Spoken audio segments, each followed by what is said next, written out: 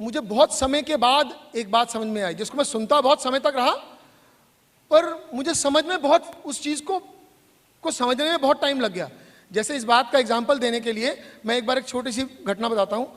मैंने एक समय था जब मैं शेर व शायरी को पढ़ना लिखना बहुत पसंद करता था, बहुत समय तक लिखता रहा, पढ़ता रहा। ये मेरे दोस्त बैठे हैं बचपन के, इनको पता है मैंने बड़े शेर व शायरी लिखी हैं, गज़लें लिखी हैं, कहानियाँ लिखी हैं। खैर वो समय चला गया। तो तब मैं गालिब, मीर, तकी मीर इनको पढ़ा करता था। तो एक शेर पढ़ा मैंने जो मीर तकी मीर ने लिखा था, गालिब के समय के वो शायर थे।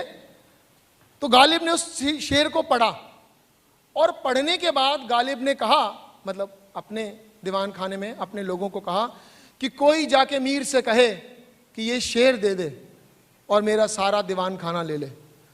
मतलब गालिब ने उस शेर को पढ़ के वो इतने उससे इंप्रेस हुए कि गालिब ने ये कहा कि जाओ कोई मीर से जाकर ये कहे कि ये शेर मुझे दे दो और जितनी भी आज तक मैंने शायरी लिखी है सब ले लो। यानी कि इतना शानदार वो शेर था। और वो शेर क्या था वो नीचे लिखा हुआ था। जब मैंने वो शेर पढ़ा सुना तो मुझे लगा यार इतना घटिया शेर, मतलब ये शेर तो मुझे ऐसा लगा कि बस पे खड़ी थी, मतलब पता नहीं क्या है ना। इसका मतलब क्या हुआ? इसका मतलब ये नहीं है कि गालिब गलत था, इसका मतलब ये है कि मुझे ही उतनी समझ नहीं है। सही है? गालिब ने जिस बात से इंप्रेस हुआ, गालिब में कोई कमी थी या मीर के लिखने में कोई कमी थी, ऐसा नहीं है। ऐसा है कि मैं ही नहीं समझ पाया, मुझे ही उस शेर की गहराई नहीं मालूम। ये बात मैंने क्यों बोली? क्योंकि जीवन की एक बात मैं अभी आपसे शेयर करने लगा हूं, बहुत ताकतवर बात है।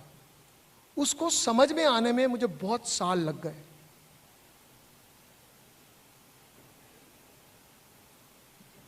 दुनिया की या इंसान को कामयाब होने के लिए जो सबसे बड़ी ऊर्जा है ना, सबसे बड़ी ताकत है, वो आपका शरीर, आपका पैसा, आपका स्टेटस, आपका ज्ञान नहीं है। आपकी कामयाबी की सबसे बड़ी ताकत है आपका सपना, और उस सपने पे भरोसा, और भरोसा करने के बाद उसके लिए कड़ी मेहनत।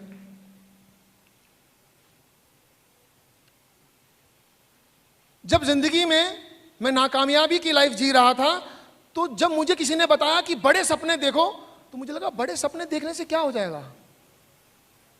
उन्होंने कहा बड़े सपने देखो और उस पर भरोसा करो और उस चीज को अचीव करने के लिए कोशिश करो। मुझे इस चीज को समझने में सालों लग गए। भगवान ने सपना देखने की ताकत हम सबको दी है, उस पर भरोसा करने की ताकत हम सबको दी है। हमारा बस इतना सा ही काम है कि हमें सिर्फ मेहनत करनी है, सिर्फ मेहनत। आपकी कामयाबी आपसे कोई नहीं छीन सकता, कोई भी नहीं।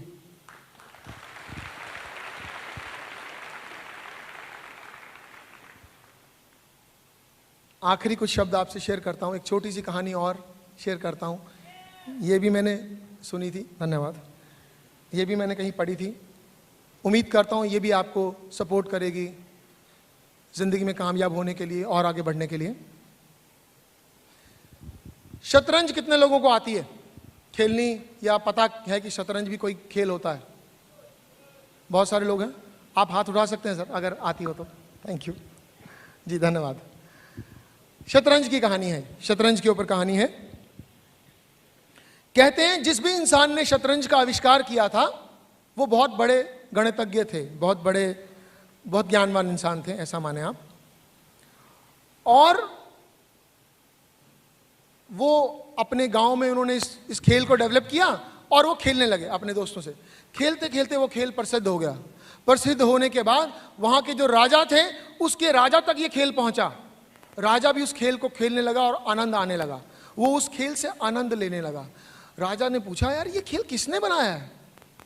तो उन्होंने बोला जी फलां गांव में एक बहुत बड़े गणितज्ञ हैं, उन्होंने बनाया है। राजा ने बोला उसको बुलाओ, उसको लेकर आओ। वो राजा जो था तो अच्छा लेकिन कंजूस था, ये बात पूरे राज्य में पता थी। तो राजा के सिपाही उस इंसान के पास गए, उस टीचर के पास गए और उनको बोला कि आपको महाराज ने बुलाया है। उन्होंने क्यों बुलाया? कह रहा महाराज आप वाला खेल खेलते हैं जो आपने बनाया है शतरंज, और उससे बहुत प्रसन्न हैं, शायद आपको इनाम दें। अच्छा, उसको यह बात मालूम थी कि राजा कंजूस हैं, अगर मैंने कुछ भी मांग लिया तो देंगे नहीं, बड़ा मांग नहीं सकता, और अगर उन्होंने अपने आप दिया तो छोटा देंगे। पर यह भी बात पक्की थी, अगर राजा दरबार में यह कह दें कि मैंने आपको दिया तो फिर वो वचनबद्ध हो जाएंगे, उनको देना पड़ेगा, फिर वो देंगे। तो उसको लगा ये अच्छा मौका है, मैं अपने जीवन को बदल सकता हूं। उसने कहा ठीक है जी चलिए। वो राजा के दरबार में चले गए। राजा ने बोला कि ये खेल तुमने बनाया है? उन्होंने कहा हाँ जी मैंने बनाया। उन्होंने कहा मुझे बहुत पसंद आया, मुझे बड़ा अच्छा लगा, और मैं खुश होकर के तुम्हें इनाम देना चाहता हूं। ठीक है महाराज।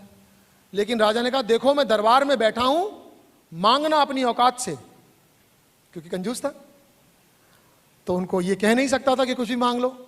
उसने कहा आपको मैं इनाम दूंगा, मांगना लेकिन अपनी औकात से, ज्यादा नहीं मांग लेना, अगर आप अपनी औकात से मांगोगे तो मैं दूंगा। उन्होंने कहा ठीक है महाराज। तो उनका महाराज शतरंज जो आप खेलते हैं उसमें 64 खाने होते हैं। कहाँ होते हैं? महाराज मैं एक चावल का दाना आपसे मांगता हूं, क्या मुझे दे सकते हैं? क्या आपको लगता है मेरी औकात के बराबर है? महाराज ने उन्होंने कहा ये क्या बात हुई, अरे तुम 1 बोरी मांगते, 2 बोरी, 10 बोरी, 100 बोरी, 1000 बोरी हम देते, ये क्या हुआ? कह रहे महाराज बस एक चावल का दाना शतरंज के पहले खाने में रख दीजिए, और अगले जब खाने में जाएंगे तो उसको डबल कर देना, 2 कर देना।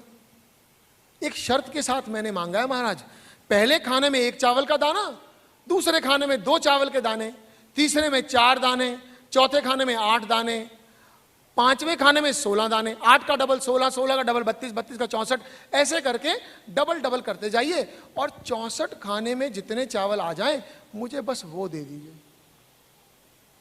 मुझे और कुछ नहीं चाहिए।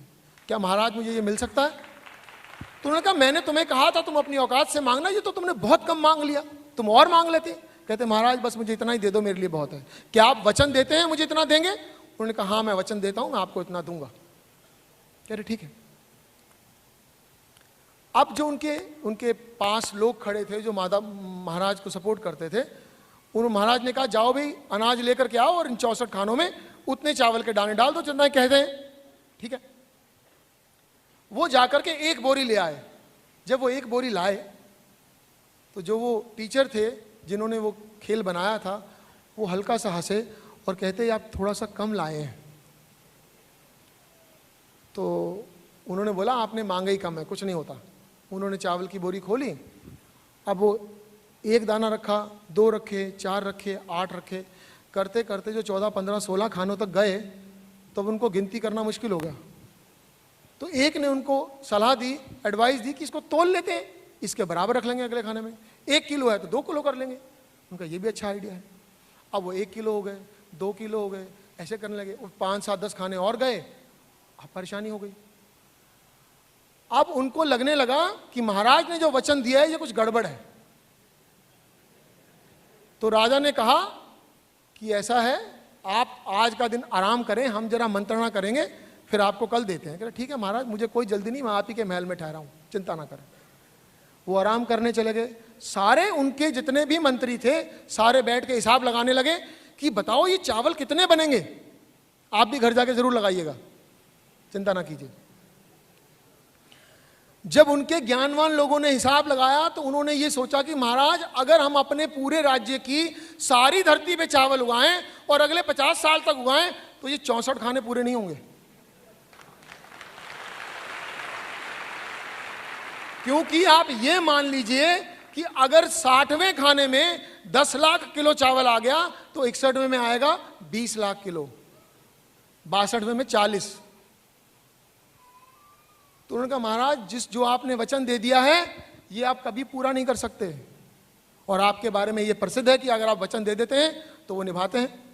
तो महाराज उनको अकेले में लेकर गए शाम को घूमने के लिए कि आओ मेरे भाई, मैंने तुम्हें अपनी औकात में मांगने के लिए कहा था, तुमने क्या मांग लिया। तो उस कहानी में लिखा था कि महाराज ने उनके साथ नेगोशिएट किया कि भाई तूने बहुत ज्यादा मांग लिया और मैंने भी अनजाने में हाँ कर दिया, तो एक काम कर, एक छोटी सी स्टेट ले ले, वहां का राजा बन जा, मेरा पीछा छोड़। तो कहते हैं कि उस टीचर को एक छोटी सी रियासत का राजा बना दिया गया। ये कहानी मैंने आपसे क्यों शेयर करी और वो आदमी आराम से जीने लगा, ये बात मैंने आपसे शेयर क्यों करी, क्यों आपसे साझा करी ये बात? यही कॉन्सेप्ट पे हम काम करते हैं, डुप्लीकेशन के कॉन्सेप्ट पे काम करते हैं। यही वजह है कि बहुत सारे लोग, बाहर के लोग हैरान होते हैं कि इन बच्चों के पास तो पैसे ही नहीं थे, कल तक तो ये 2 ही लोग थे, अभी साल पहले तो कुछ था ही नहीं इनके पास, आज ये कहते हैं लाखों रुपए कमा रहे हैं। और वो ये भी कहते हैं कि हमें समझ में नहीं आ रहा कर क्या रहे हैं। शतरंज का खेल है, समझना आसान है।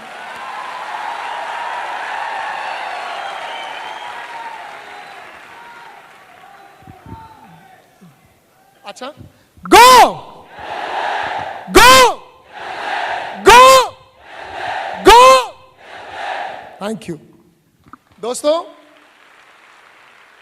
शतरंज में अगर आपने शतरंज का खेल देखा है तो जितने भी बड़े प्लेयर्स हैं, हाथी, घोड़ा, राजा, वजीर, सब पीछे होते हैं, आगे प्यादे होते हैं, पता है ना।